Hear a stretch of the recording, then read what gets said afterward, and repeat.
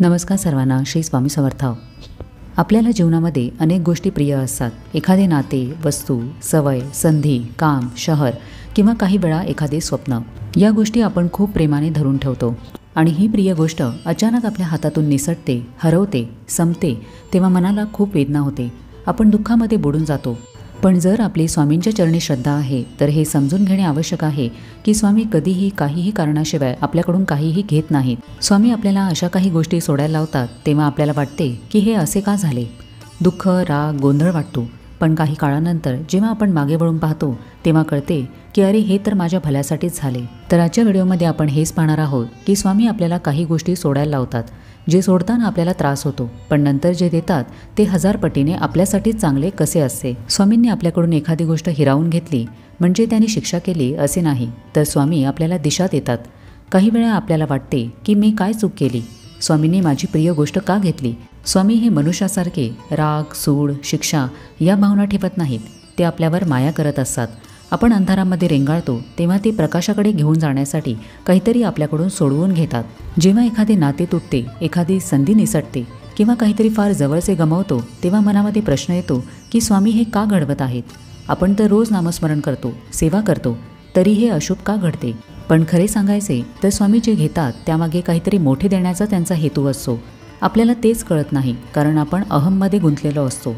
काही वेळेला जीवनामध्ये आपण ज्या गोष्टींना धरून बसतो ती आपल्याला अडवते. स्वामींना आपले भविष्य माहिती असते. आपण एखाद्या गोष्टीशी फारच भावनिकदृष्ट्या जोडलेलो असतो. एखादे नाते, जागा, सवय किंवा अपयशी संधी ते बघतात की ही गोष्ट आपल्याला वाढू देत नाही, ती आपल्याला मागे खेचते आहे आणि म्हणूनच स्वामी ती आपल्याकडून अलगदपणे काढून घेतात. जसे एखादी नोकरी आपण धरून बसलेलो असतो पण ती आपल्याला अपयश देत राहते, त्यामुळे आपली जीवनामध्ये काहीही प्रगती होत नाही. एखादे असे नाते जिथे आपल्यावर अन्याय होत असतो पण आपण तिथेच चिकटून राहतो. स्वामी हे सर्व पाहत असतात आणि मग ही गोष्ट हळूच दूर करतात. हे असते आपल्या भल्यासाठी. आपल्याला प्रिय असलेली गोष्ट ही योग्य असतेच असे नाही. प्रिय आणि योग्य यामध्ये फरक असतो. आपल्याला जे आवडते ते नेहमी आपल्या हिताचे असेलच असे नाही. कधीकधी ही गोष्ट आपले आयुष्य खाऊन टाकणारी ठरते. स्वामी आपल्याला त्रास द्यायला नाही तर आपले संरक्षण करण्यासाठी ती गोष्ट आपल्यापासून दूर करतात. काही वेळेला एखादी व्यक्ती जी आपल्या जीवनामध्ये खूप जवळची वाटते ती अचानक दूर निघून जाते. आपण दुःखामध्ये जातो पण नंतर लक्षात येते की त्या व्यक्तीची ऊर्जा आपल्यासाठी घातक होती. स्वामींनी ते नाते आपल्यापासून दूर केले कारण आपल्याला मानसिक, भावनिक शांततेची गरज होती. कधी कधी नोकरी मिळत नाही, कधी असलेली नोकरी जाते, कधी व्यवसायामध्ये अपयश येते. तेव्हा वाटते की स्वामींनी माझे नुकसान का होऊ दिले, पण नंतर लक्षात येते की त्या जागेचा, त्या संधीचा आपल्यासाठी योग्य काळ नव्हता. स्वामींनी आपल्याला अपयश देऊन आपल्याला अधिक चांगल्या संधीसाठी तयार केलेले असते. आपण जे गमावतो त्यावर रडत बसतो, पण स्वामींनी आपल्यासाठी पुढे काय ठेवलेले आहे याचे आपल्याला भान नसते. स्वामी काही विनाकारण घेत नाहीत. त्यांच्या योजनेमध्ये गमावणे ही एक गरज असते, काहीतरी मोठे मिळवण्यासाठी. छोटी चूक, चुकीची दिशा किंवा विषारी ऊर्जा, नकारात्मक ऊर्जा दूर करणे गरजेचे असते.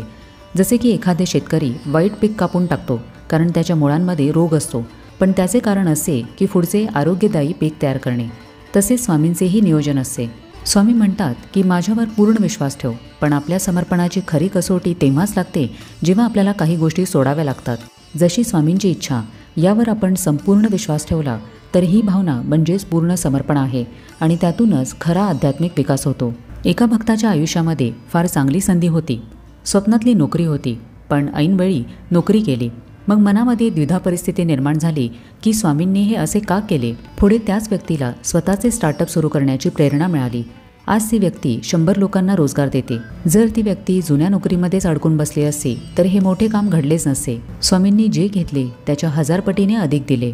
स्वामी आपल्याला कधीही रिकामे ठेवत नाहीत. ते जे घेतात त्याच्या जागी काहीतरी खूप मोठे आणि योग्य तेच देतात. फक्त आपण त्यावर विश्वास ठेवायला शिकायला हवे. स्वामी आपल्याला 1 पाऊल मागे घ्यायला लावतात कारण ते आपल्यासाठी 10 पावले पुढचा मार्ग तयार करत असतात. एखाद्या गोष्टीचा त्याग करावा लागणे म्हणजे शिक्षा नाही, तर तो आपल्या जीवनातील नवीन बदलाचा आरंभ असतो. स्वामींची कृपा ही अनेक वेळेला परीक्षेच्या रूपातही येते. आपण स्वामींची सेवा उपासना करूनही एखादी प्रिय गोष्ट जर आपल्यापासून हळूहळू दूर जाऊ लागली तर स्वामी बघतात की हा माझ्यावर किती विश्वास ठेवतो. आपण अशा परिस्थितीमध्ये सुद्धा जर खंबीर राहिलो तर त्यांचा आशीर्वाद आपल्याला पुढील वाटचालीसाठी शक्ती देतो.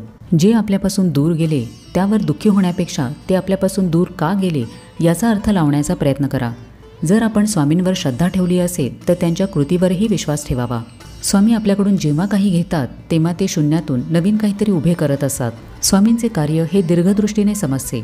स्वामींनी आपल्याकडून काही काढून घेतले किंवा आपल्याला एखादी गोष्ट सोडायला लावली तर ते आपल्याला काही कालावधीनंतर नक्कीच काहीतरी फार मोठे देतात. त्यांची कृपा ही क्षणिक नसते तर शाश्वत असते.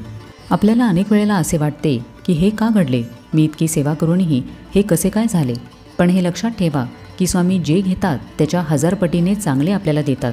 त्यांचा मार्ग समजायला काळ लागतो, पण ज्याने हे समजून घेतले त्याला खरोखरची मनःशांती लाभते आणि तो समाधानी आयुष्य जगतो.